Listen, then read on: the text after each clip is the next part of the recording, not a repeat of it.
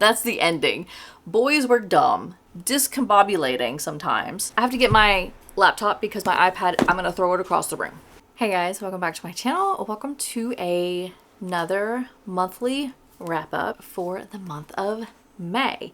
And for this month, I read 9 books, which is great. My goal is 10, but honestly, I'm not going to hit my end of year goal because I just had a weird book slump at the beginning of 2026. So we're just shooting for as many books as possible, and hopefully all of them are books that I enjoy. So I read 9 books. My average score was 4.17, which is great. And I had a mixture of physical books, Kindle books, and also audiobooks. So let's just dive into all of the books that I read for the month of May. The first book that I read in the month of May was The Losers by Harley LaRue. This is a duet. I also have book 2 over here. I have not read that yet, but I do plan on reading it in the month of June. But I read part 1 for the month of May.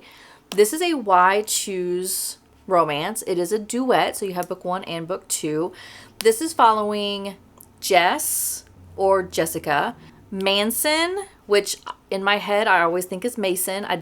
For some reason Manson seems weird to me, but you have Manson, Vincent, Jason, and Lucas. I loved this. I gave this a 4.5. This is like I said earlier, it's a Why Choose. There is a relationship amongst all of the 5 people, so it's not just a MF romance. There are some MM scenes. They do have a very polyamorous relationship, and I really did like this. I loved all the characters. I don't think that there is a MMC in this book that I dislike. My problem with Why Choose a lot of times is you naturally want to go toward one specific character, and you always have that one preference. But honestly, I liked all of them. I cannot wait to see how this wraps up. This was such a good, spicy Why Choose romance. Highly recommend if you're into that type of book. The next book that I read on Kindle, and I had seen this book have a lot of good reviews through the people that I end up following on YouTube. And the book that I read next was Bad Bishop by LJ Shen. I gave this book, what did I give this book? 4 stars? Yes. I gave this book 4 stars. This follows Tiernan as the MMC and Lila as the FMC.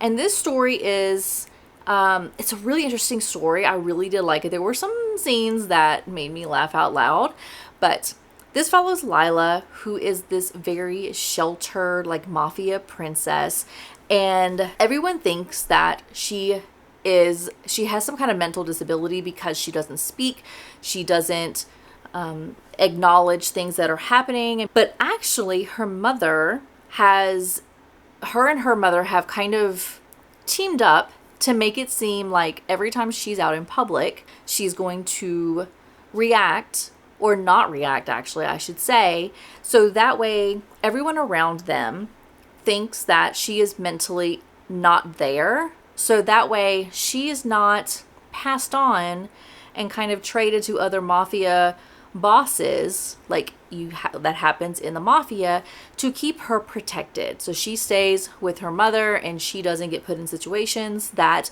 is not very good while you're in the mafia world. So that is Lila. So everyone thinks she is not very bright and is at a very, like, a 6-year-old mental capacity, which is incorrect. Well, one day there is a party at this mafia house, her house, and she gets raped and ends up being pregnant.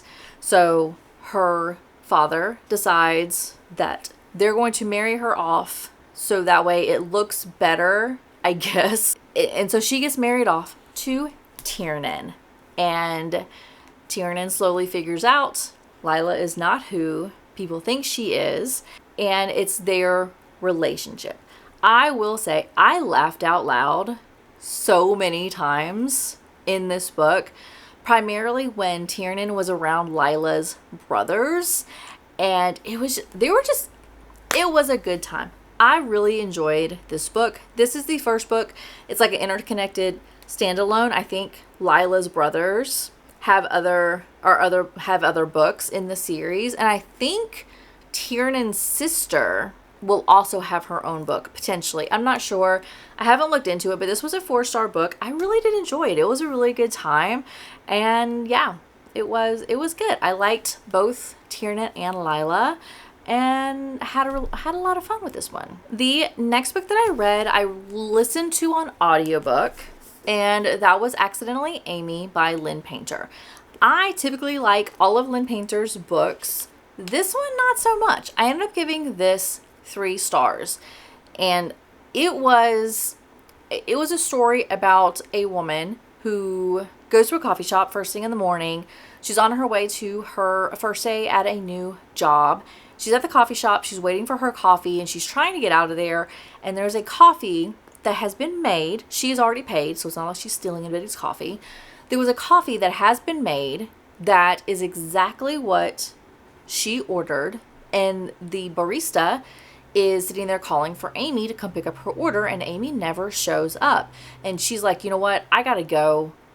I'm just gonna take this order. It's exactly what I ordered. Amy's not claiming it.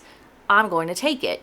So she does, and as she's leaving, she runs into she runs into this man, spills the coffee, and the guy's like, oh, I'm so sorry, Amy, whatever. Like, he hears her pick up the coffee that's Amy's because the barista's yelling for Amy to get this order. And so she's all flustered. She goes into work for that first day.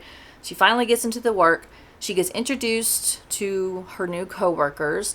And lo and behold, the MMC is there because he is like the CEO, I think, of that company. And he was like, hey, it's Amy. Her name's not Amy. And HR is like, her name's not Amy. Her name is whatever her name actually is. Izzy. Her name is Izzy, like Isabella, but she goes by Izzy. And so it's like, they're like meet cute, and comes to find out that CEO MMC had come out of a very bad relationship because his ex-fiance was constantly lying, and then when Amy is actually Izzy and he finds out about it, and he gets kind of upset, and it's a whole ordeal. So that's the premise of this book. Gave it 3 stars. Now, I, on my iPad, had written down several things that I just did not care for with this book. So let me tell you what those were. I have to get my laptop because my iPad, I'm going to throw it across the room. Okay, so like I said, I listened to this on audiobook, and I was going to do an immersive read, just kind of read and listen at the same time. One of the things that I noticed that was very distracting was the book is in first person, but for whatever reason, when the audiobook was published, it was in third person. So it got very weird when I was trying to follow along. The first person versus third person was very distracting. One of the other things that was very distracting was, for some reason, the audiobook was in a different version than this book, because there were whole paragraphs that were kind of different than in the book. So it was hard to follow along because I would be reading and sentences would be cut short, or the sentence would be moved, and it was very discombobulating sometimes. So I ended up having to stop physically reading it and only doing audiobook, which once I did that, it got a little bit better, but it still kind of put me in a weird spot when I was trying to do this book. Like, once those 2 things happened, I was like, it put me in a weird funk when it came to this book. The other thing that I didn't care for this was at like the 60% mark, they were already like saying that internally they were saying to themselves that they love the other person. And so like they were just a little over the 50% mark, and then they were already like, I love that person. And that, I just don't like that. I felt like it was kind of like Insta love / Insta like attraction. And I didn't feel any like actual chemistry connection with the 2 characters. So it just wasn't my favorite Lynn Painter book. And so it was a little upsetting But I mean, it was an okay romance. It wasn't anything wonderful by any means. Even if I only read this physically or only read it like through the audiobook, and I didn't try to do a weird immersive thing that was causing a lot of issues, it still wasn't my favorite. So it was a 3-star. It wasn't the greatest, but I mean, it was an okay little romance, I guess. The next book that I read was Unsteady by Peyton Corinne. Yeah, Peyton Corinne. This is book 1 of whatever the series is that's going to be this series. I can't remember exactly what the series name was, but this is book 1. This follows Reese and Sadie. I gave this 4 stars before I get too far into it. I gave this 4 stars. This is a hockey romance, and this follows Reese, who has taken a really, really bad hit during one of his games, had a concussion, and like he got hit really hard and had a lot of mental issues after this hit, to where he had really, really, really, really, really bad anxiety attacks. And Sadie one day was at the rink. I don't remember exactly why Sadie was at the rink. I think she's a skater. Yeah, she's a figure skater. Exactly why. So Sadie was going to the rink to do some figure skating practice. And while she's there, she sees this hockey player on the floor in the ice rink, barely moving. And so she rushes down to check on him. And he's in the midst of the worst anxiety attack possible. So she gets down there, she helps him through it and helps him like breathe and get back to the way he's supposed to be. And that's how they meet. That's their meeting of their relationship. And Sadie is there. They become like friends. And Sadie is there to kind of help him get over the mental issues that he has when it comes to hockey, because he wants to get back to playing. But every single time he puts his pads on and he gets into the rink, he has severe anxiety attacks to where he just can't get on the rink and he can't go forward. And he is, I think, probably the captain. I can't remember if he's the captain of the team or exactly what the issue is. I really enjoyed it. This was a 4-star, like I said. And the big thing that I had that was so distracting is I have an issue with any MMC named Reese if it was published after ACOTAR, because it's spelled just like Reese in ACOTAR. I don't know what it is. My brain will not allow me to separate Reese from ACOTAR and Reese from every other book. Reese is a name that has popped up quite a few times, spelled R-H-Y-S. I couldn't get... The littlest things will set me off, and that set me off. It was such a good book, but if his name would have been Blake or Colton or literally anything else but Reese, or if it was Reese spelled R-E-E-S-E, I think I would have been fine. But I could not get over it. It was such a good book. I really did enjoy this hockey romance. It was just the Reese thing. The weirdest and dumbest reasons to not rate it higher, but I couldn't. I couldn't. There is nothing in my brain that will say this is anything higher than a 4-star, and I just can't get over it. So 4-star, Unsteady. I definitely am going to be following through with the rest of the books in the series. I have all 3 of them right now, and I really did like this. The next book that I read was a duet. It was a Why Choose romance. I read this on Kindle, so I don't have a physical book. This is Dance Butterfly Dance by Reese Rivers. Yeah, Reese Rivers.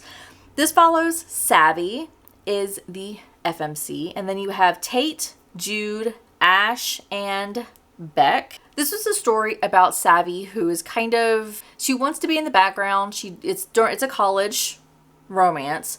She wants to be sitting in the background. She doesn't really like a lot of attention on her, and she stumbles into the quarterback of the university, and they have this thing where they end up needing to fake date. The 3 other MMCs who are also on the team, there's one that's not on the team, or 2 that's not on the team, but they're associated with the football team.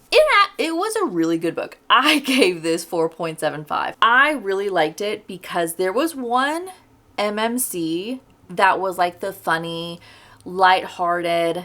He was all about trying to make Savvy feel good, and like he was very aware of her feelings and the issues she was having, and he was always there to try to help her out. Whereas the quarterback and then the other two, they were there, but they had like, there was the super grumpy MMC that absolutely hated everything that was going on and didn't like Savvy, didn't like her there. The ending was, boys are dumb. That's the ending. Boys were dumb and things happened and Savvy leaves. And that's the end of book 1. So I gave that 4.75, and I immediately after that book was done, I jumped into the second book because it is a duet. The second book is Burn, Butterfly Burn. And so this one I ended up giving 4 stars because the boys were dumb in Dance Butterfly Dance. They did stupid things and Savvy left.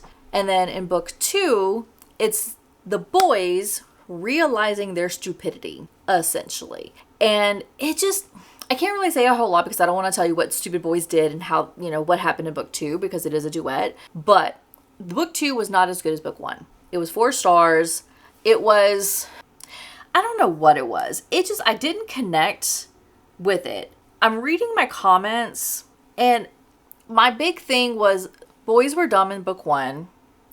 Savvy was dumb in book 2. And I got very annoyed with her. And then that was my big thing. She was so annoying in book 2. So it was 4 stars. I'm glad I read it. I did have a good time. Overall, the series, the duet was really good.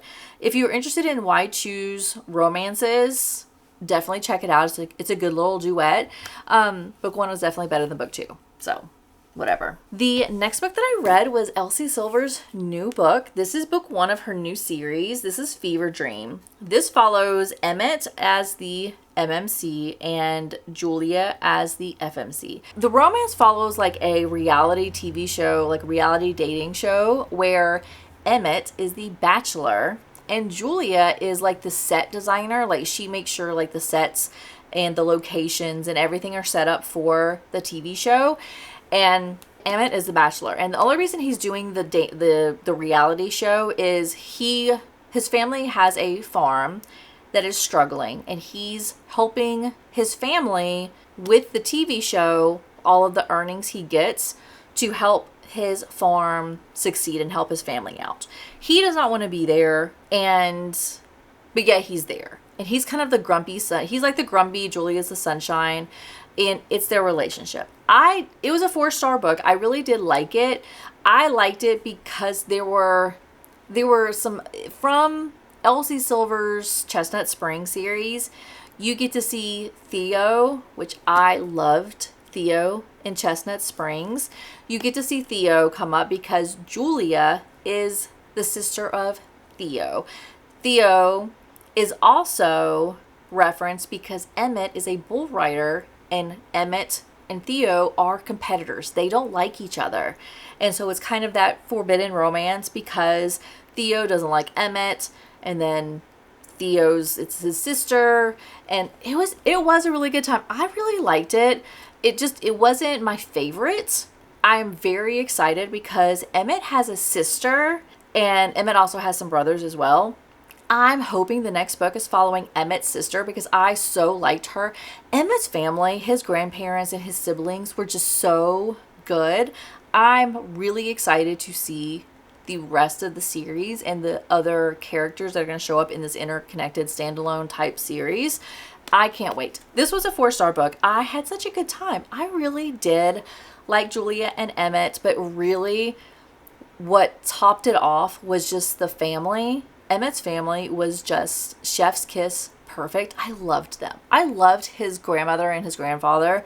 Some of the texts and some of the things that they would have and like what they would say on their group texts was just so funny. I loved it. So 4 stars for Fever Dream, and I cannot wait to see what happens with the rest of the series. The last 2 books were the Off Campus series. So I read The Deal, which is book 1 of Off Campus, and The Mistake, which is book 2. The Deal follows Garrett and Hannah. If you have seen the Off-Campus series, this is the focus point. This is the focal point of the Off-Campus season 1 is Garrett and Hannah, but you see the other characters sprinkled in. I gave this book 4.75. I really, really, really enjoyed it. I think I liked the TV show a little bit better than the book, but it's really close. I had such a good time with this book. I love Garrett. I love Hannah. It was definitely a good time. I thoroughly enjoyed it. I loved this. And I also love the TV show. So this was 4.75. And then as soon as I got done with this, I decided to jump into The Mistake, which is Logan's book. This is book 2. This follows Logan and Grace. And I really thought I was going to like this more than I did. This I ended up giving a 4.5. Logan in the TV show, I really liked him. I liked Logan in the book as well. I will say I didn't care for Grace. The problems I had, let me pull up my notes just to make sure what I'm saying is correct. I didn't care for Grace's POV. This was a reread. I read this back in 2024 along with The Deal. In 2024, I gave this 4.75. When I did the reread, I gave it 4.5.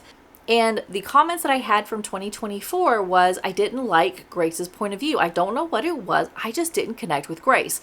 When I did a reread, I had the same feelings. But instead of it being a 4.75, I bumped it down to a 4.5 with the same feeling that I just didn't like Grace.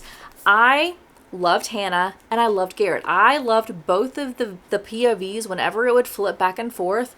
I liked that chapter regardless of whose POV I was in.